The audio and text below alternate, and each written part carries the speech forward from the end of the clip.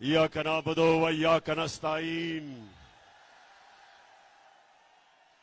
अल्लाह अल्लाह तेरी इबादत करते हैं, अल्लाह तेरे से मदद मांगते हैं। किसी इंसान के सामने हम अपना सर नहीं झुकाते और किसी सुपर पावर के सामने हम नहीं झुकते। हम मोहम्मद सल्लल्लाहु अलैहि वसल्लम के उम्मत, हम उसके उम्मत से हैं। हम दुनिया की सबसे अजीम लीडर, हम उसकी उम्मत से हैं। हम किसी के सामने नहीं झुकते। और सियालकोट मैं सबसे पहले तो ये जो आज हरकत की नवाज शरीफ की नून लीग ने,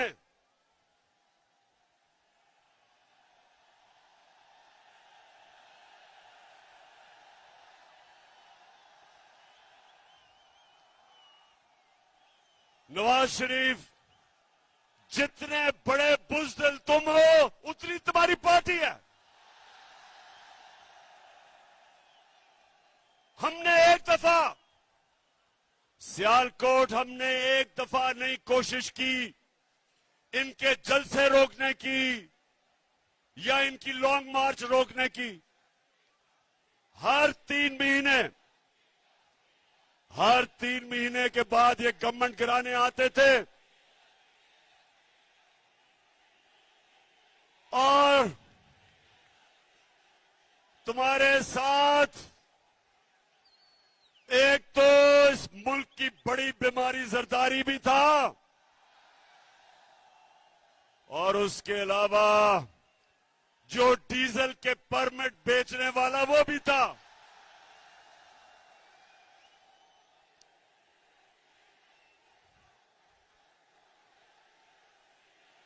सियालकोट, पहले तो मैं आपके जुनून को सलाम करता हूं। मुझे 1 घंटा लगा यहां पहुंचने के लिए क्योंकि सारे रास्ते बंद हैं। काफले आ रहे हैं इस तरफ जो पहुंच नहीं सकते क्योंकि इन्होंने एक साजिश के तहत हमें बड़ी ग्राउंड में जलसा करने के लिए रोका ताकि ये समझते थे कि एक ही सड़क है, लोग ही नहीं पहुंच सकेंगे। तो नवाज, तुम्हारी और तुम्हारी पार्टी बुज़दिल भी है। तुमने कभी जिंदगी में एक काम ईमानदारी से नहीं किया। ये जब क्रिकेट खेलता था तो अपना अंपायर खड़ा करके क्रिकेट भी खेलता था।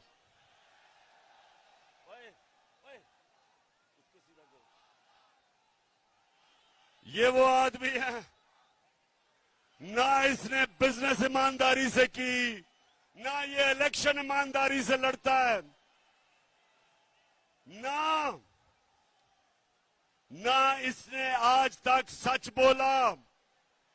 मुशर्रफ के दौर में दुम दुमा के भागा बाहर झूठ बोल के कि कोई मुआहदा नहीं किया और इस बारी कहता जी मैं बहुत बीमार हूं, मरने वाला हूं, खुदा के वास्ते मुझे बाहर भेज दो। और जो इसने एक्टिंग की, बॉलीवुड में इसको रोल मिल सकता है।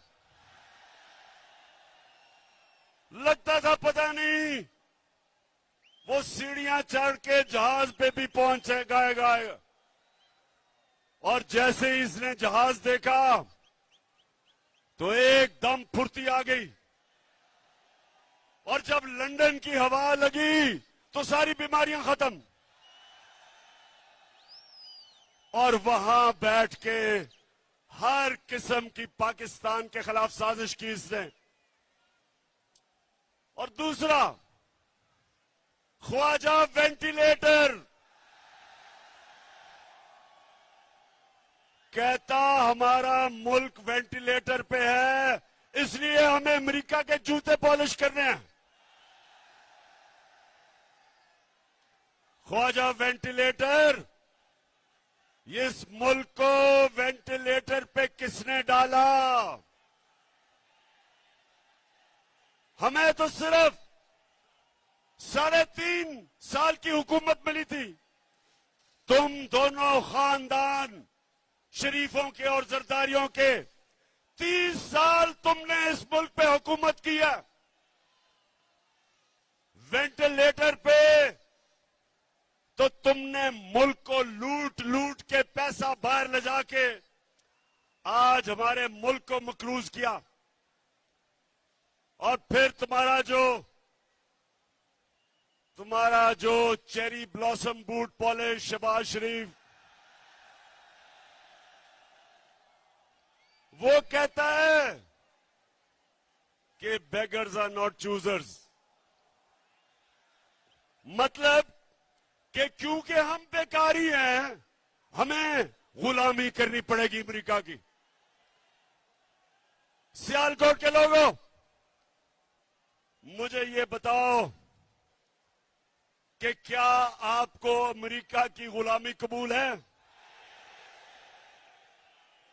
आप सबको और मेरे पाकिस्तानियों को इसलिए ना अमेरिका ना किसी की गुलामी कबूल इसलिए नहीं क्योंकि हम मोहम्मद सल्लल्लाहु अलैहि वसल्लम के उम्मती हैं।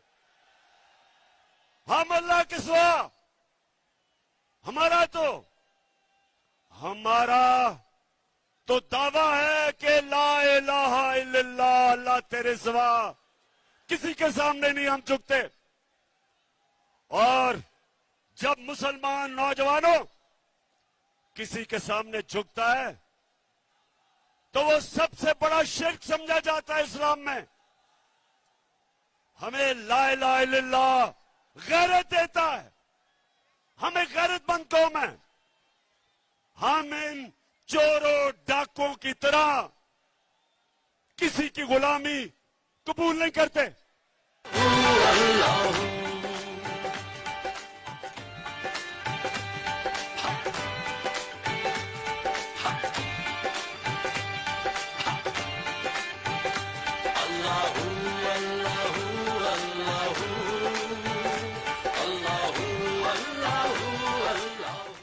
सियालकोट, जरा अपना ध्यान रखना, गिरना पड़ना वहां से। अच्छा, सियालकोट इन्होंने कोशिश की आपको रोकने के लिए। नवाज शरीफ, तुम और 3 स्टूडेंट सुन लो, मेरी आज गौर से बात सुन लो। आज तक दुनिया की तारीख में कभी कोई इनकलाब को नहीं रोक सका। ये सियासत नहीं हो रही, ये इनकलाब आ रहा है। कौम आज तहरीक पाकिस्तान के बाद दूसरी आजादी की तहरीक के लिए तैयार है। अपनी हकीकी आजादी के लिए कौम बाहर निकल रही है और इसको ना तुम रोक सकते हो गीदड़ नवाज लंदन में बैठ के, ना ये तुम्हारा बूट पॉलिश करने वाला मुजरिम भाई रोक सकता है, ना उसका करप्ट बेटा रोक सकता है, और ना वो 18 कत्ल करने वाला इंटीरियर मिनिस्टर रोक सकता है।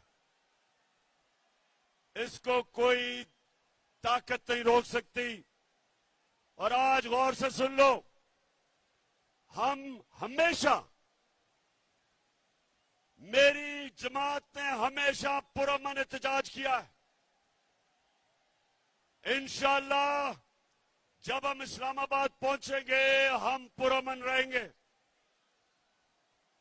लेकिन ये गौर से सुन लो कि अगर तुमने जो आज हरकत की है, अगर तुम ये हरकत करोगे और इंतशार फैलाने की कोशिश करोगे तो तुम्हें किसी को छुपने की जगह नहीं मिलेगी पाकिस्तान में। मैं आज, अब सियालकोट के लोगों जरा गौर से मेरी बात सुनना, आराम से पहले बात सुना मेरी। बड़ी अहम बात करने लगा हूं, खामोशी से सुने। मेरे खिलाफ बंद कमरों के अंदर, मुल्क से बाहर और मुल्क के अंदर एक साजिश हो रही है, और वो साजिश ये है कि वो चाहते हैं कि इमरान खान की जान ले ली जाए।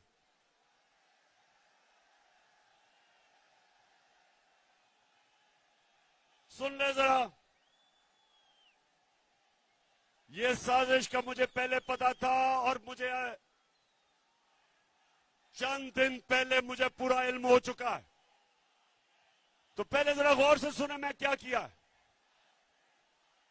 मैंने, नौजवानों, मैंने एक वीडियो रिकॉर्ड करवाई है।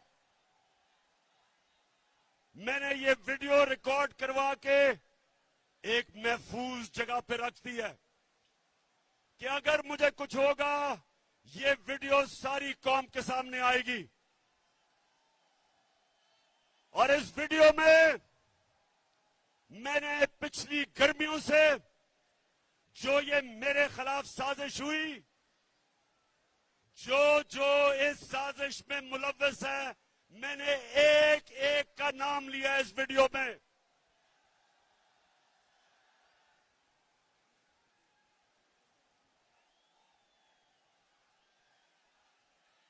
देखिए, फिर से सुन लें और चुप करके सुने, मैं आपके सामने अहम बात कर रहा हूं। मैंने वीडियो रिकॉर्ड करवाई है, साजिश है, और साजिश ये है कि उन्होंने समझा है कि ये इमरान खान हमारे रास्ते में रुकावट है और इसको हटाना चाहिए।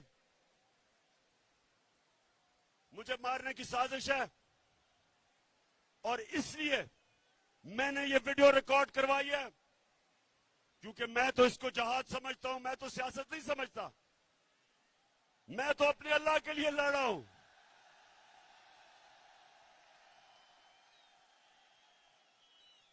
लेकिन मैं ये चाहता हूं कि अगर मुझे कुछ होगा तो मैं अपने सारे पाकिस्तानियों को चाहता हूं कि आपको पता चले कि कौन कौन इस साजिश में मुलव्वस था। बाहर बैठ के कौन इस साजिश का किरदार था, और मेरे मुल्क में बैठ के किस किस ने साजिश की, इनमें सबके मैंने नाम लिए हैं।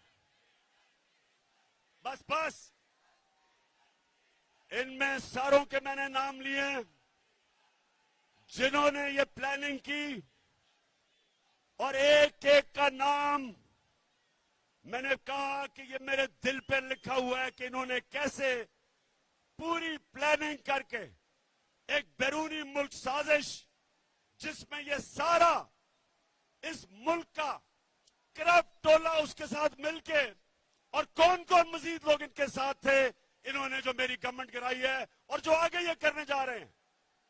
मैं ये इसलिए, मेरे पाकिस्तानियों, मैंने ये इसलिए वीडियो रिकॉर्ड करवाई है कि इस मुल्क की तारीख है कि कभी ताकतवर को कानून के नीचे नहीं लाया जाता, कभी ताकतवर का इंतसाब नहीं होता, हमेशा ताकतवर बच जाता है और किसी और के नाम पे जो भी कत्ल होता लगता है। मैं इसलिए ये वीडियो रिकॉर्ड करवा रहा हूं, करवा के रखी हुई है, महफूज रखी हुई है। मैंने सिर्फ इसलिए रखी है कि मैं ये चाहता हूं कि इस बारी इस मुल्क का इंसाफ का निजाम, इस मुल्क की तारीख है, कभी इन्होंने नहीं किसी को पकड़ा जो ताकतवर मुजरिम हो, सिर्फ कमजोरों को पकड़ा जाता है। इसलिए ये लियाकत अली खान के जमाने से लेके अब तक कोई ताकतवर मुजरिम नहीं पकड़ा गया।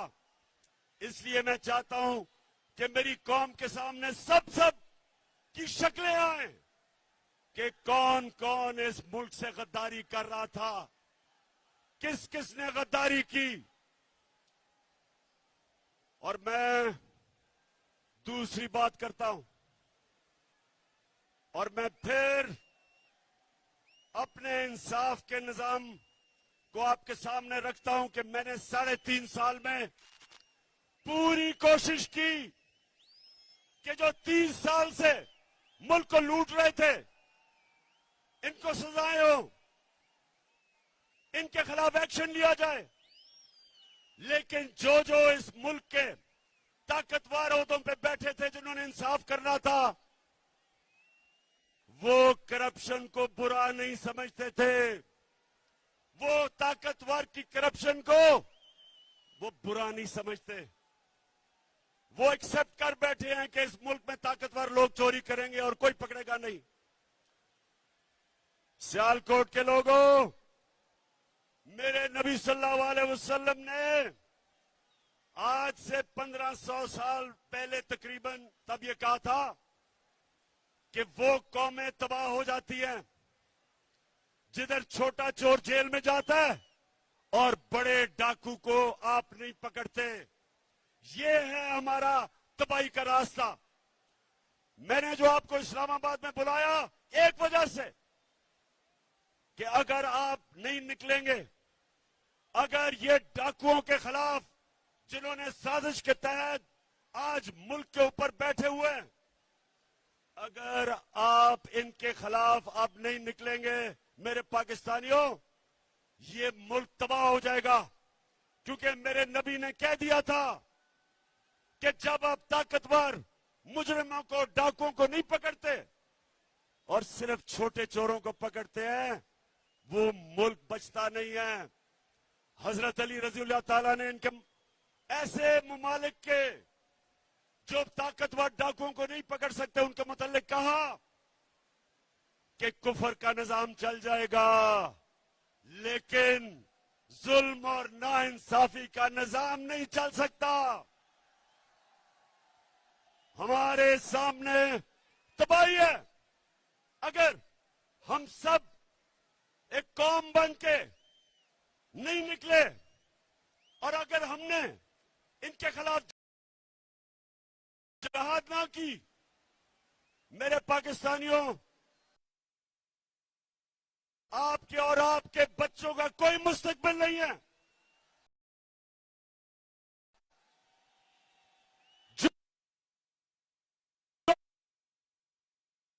जो दुनिया में अमीर तरीन मुल्क है, उधर सबसे बड़ी चीज क्या है कि ताकतवर कानून के नीचे है, जिसको रूल ऑफ लॉ कहते हैं, कानून की हुक्मरानी जिसको कहते हैं। जो नबी सल्लल्लाहु अलैहि वसल्लम ने मदीना की रियासत में सबसे पहले उन्होंने कहा कि मेरी बेटी भी जुर्म करेगी तो उसको सजा मिलेगी। जब तक एक माशरा खुशहाल नहीं हो सकता, जब तक आप ताकतवर डाकू को नहीं पकड़ते। ये है हमारी जिहाद। और सियालकोट के लोगों, आपने, जब मैं 20 के बाद कॉल दूंगा, आपने सब इस्लामाबाद पहुंचना है। एक दूजे का थामो हाथ, चलो चलो इमरान के साथ। एक दूजे का थामो हाथ, चलो चलो इमरान के साथ। साफ चली शफाफ चली तहरीके इंसाफ चली। आपने ना फिक्र करनी है कि गर्मी है। जब पाकिस्तान आजाद हुआ था तो यहां सियालकोट अपने जरा बड़ों से पूछो कि क्या मुहाजिर जो बाहर से हिंदुस्तान से आए थे उनकी कभी कहानियां सुनी है? बड़ों से सुने। मैं जब लाहौर में बड़ा हो रहा था, जो भी वहां से आए थे, पंजाब से, ईस्ट पंजाब से, जो कत्लेआम हुई थी मुसलमानों की, औरतों की, बच्चों की, लाखों लोग कुर्बान हुए थे इस मुल्क बनाने के लिए। और आज मैं अपनी कौम से वही कुर्बानी मांग रहा हूं, अपने आप को हकीकी आजादी देने के लिए इन चोरों से, इन अमरीकियों के गुलामों से। आपने ना गर्मी देखनी है, ना आपने देखना है कि रास्ते में रुकावटें हैं, ना कंटेनर देखना है। नौजवानों, आपका जुनून इन सारे कंटेनर्स और जो भी रुकावटें इसको बहा के ले जाएगा। मैं अपने नौजवानों से खास तौर पे आज कह रहा हूं कि तैयारी करें। इन्होंने 2 दिन पहले ट्रांसपोर्ट बंद कर देनी है, इन्होंने पेट्रोल बंद कर देना है, इन्होंने इंटरनेट बंद कर देनी है। उससे पहले तैयारी करें और ये देखेंगे इंशाअल्लाह। तैयार हो जाओ, चेरी ब्लॉसम तैयार हो जाओ, ख्वाजा वेंटिलेटर तैयार हो जाओ, 18 कत्ल करने वाले वजीर तैयार हो जाओ, सब तैयार हो जाओ। अवाम का समुंदर आने वाला है इस्लामाबाद। अब इमरान ही करेगा सब कप्तान, नया बनेगा पाकिस्तान, नया बनेगा पाकिस्तान, नया बनेगा पाकिस्तान। डट के खड़ा है अब इमरान, नया बनेगा पाकिस्तान। सियालकोट, सुनो मेरी बात। ये जो मुल्क से हुआ है, अब जरा गौर से सुनो। और मैं आज अपनी अदलिया से बड़ी आजिज़ी से आपसे एक सवाल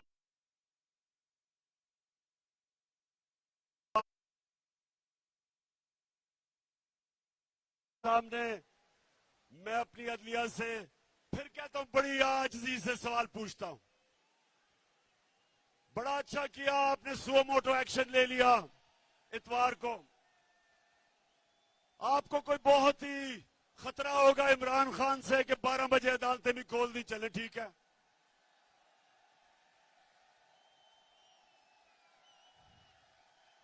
बहुत खतरनाक हूं मैं, बहुत ही बड़ा, मैं कोई मुल्क से गद्दारी करने जा रहा था कि रात के 12 बजे अदालतें खोल दी।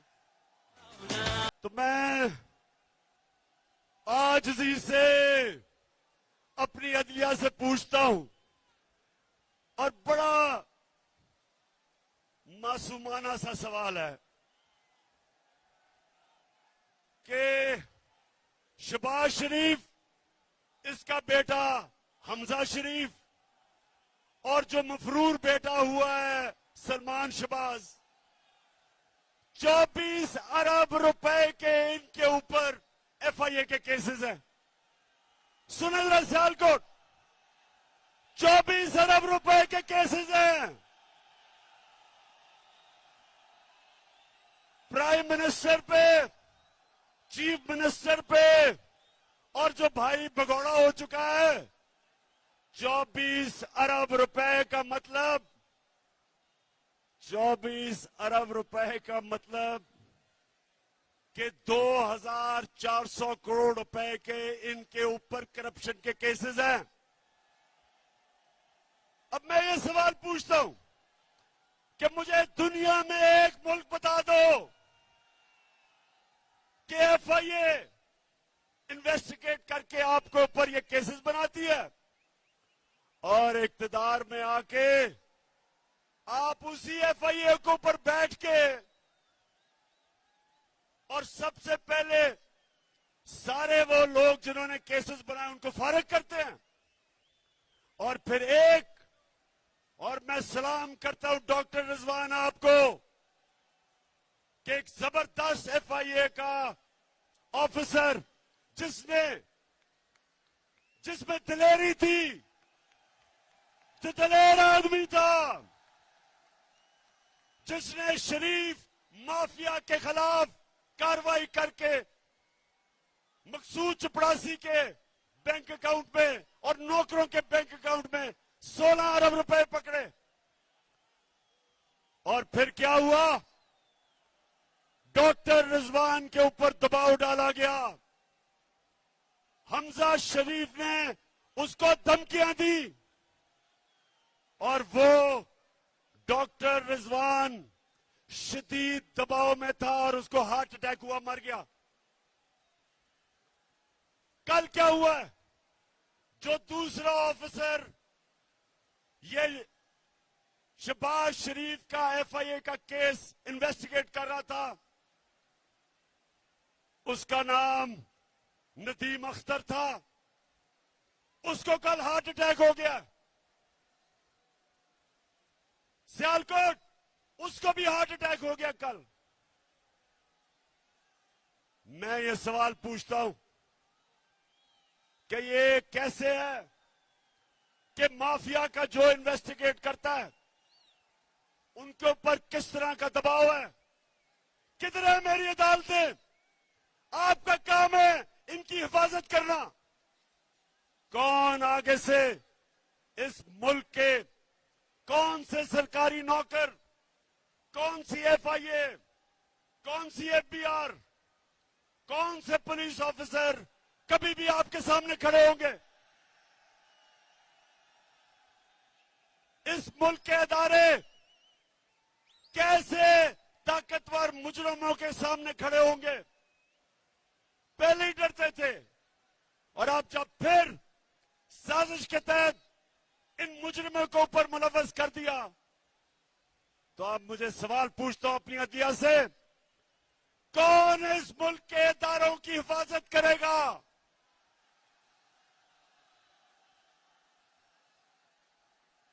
मैं बड़ी आजी से अपनी अदालतों से पूछता हूं कि ये आपके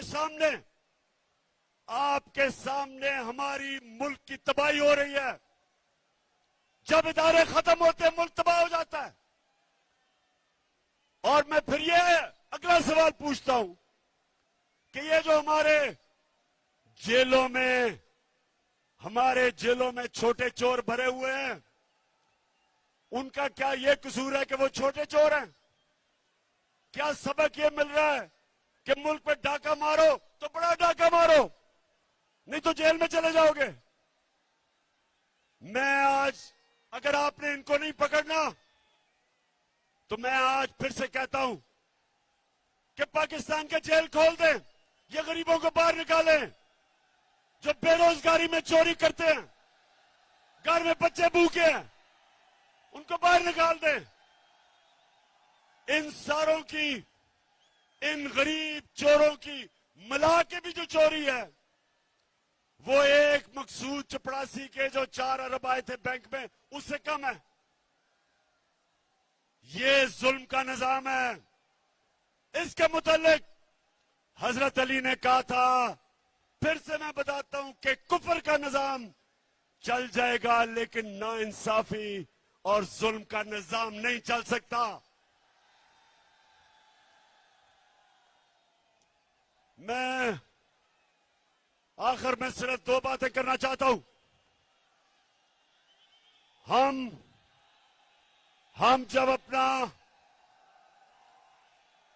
हमने जब पाकिस्तान में, सुनो नौजवानों, आखिरी 2 बातें,